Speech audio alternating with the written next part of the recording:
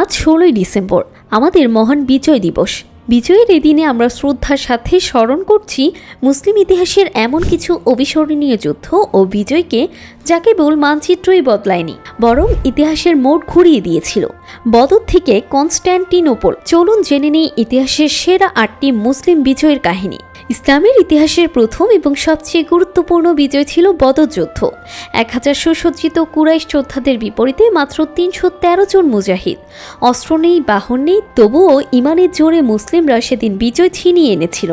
এই যুদ্ধেই প্রমাণ হয়েছিল ইসলাম আরবের বুকে আর কোনো সাধারণ শক্তি নয়, বরং এক উদীয়মান পরাশক্তি। 8ম হিজরির রমজান মাসে 10,000 সাহাবী নিয়ে রাসূল সাল্লাল্লাহু আলাইহি ওয়াসাল্লাম মক্কায় প্রবেশ করেন। যে মক্কা থেকে মুসলিমরা বিতাড়িত হয়েছিল, সে মক্কা বিজিত হলো কোনো রক্তপাত ছাড়াই। কাবার বুক থেকে অপসারিত হলো মূর্তি, আর প্রতিষ্ঠিত হলো তাওহীদের পতাকা। পারস্যের অত্যাধুনিক বাহিনীর বিরুদ্ধে বুওয়াইবের যুদ্ধে সাধারণ তলোয়ার দিয়ে বিজয় লাভ করে মুসলিমরা। অন্যদিকে 712 খ্রিস্টাব্দে মাত্র 17 বছর বয়সী সেনাপতি মুহাম্মদ বিন কাসিম রাজা দাহিরের অত্যাচার থেকে সিন্ধুকে মুক্ত করেন।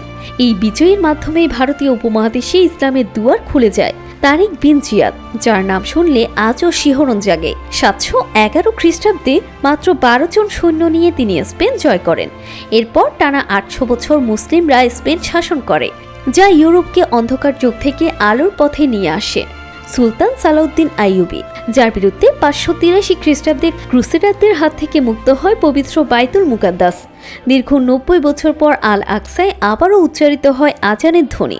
মঙ্গলদের ধ্বংসযজ্ঞ যখন পৃথিবীকে গ্রাস করেছিল, তখন আইনে জালুদ প্রান্তরে তাদের থামিয়ে দেয় মামলুক বাহিনী। আর 1453 সালে সুলতান মুহাম্মদ ফতে কনস্ট্যান্টিনোপল জয় করে রাসূল সাল্লাল্লাহু আলাইহি ওয়াসাল্লামের ভবিষ্যৎবাণী সত্য প্রমাণ করেন। এই বিজয়ের মাধ্যমে এশিয়া ও ইউরোপে উসমানীয় সালতানাত অপ্রতিরোধ্য হয়ে ওঠে। ইতিহাসের এই বিজয়গুলো আমাদের মনে করিয়ে দেয়, সংখ্যা বা অস্ত্র নয়, ঈমান আর ন্যায় বিচারই বিজয়ের মূল শক্তি।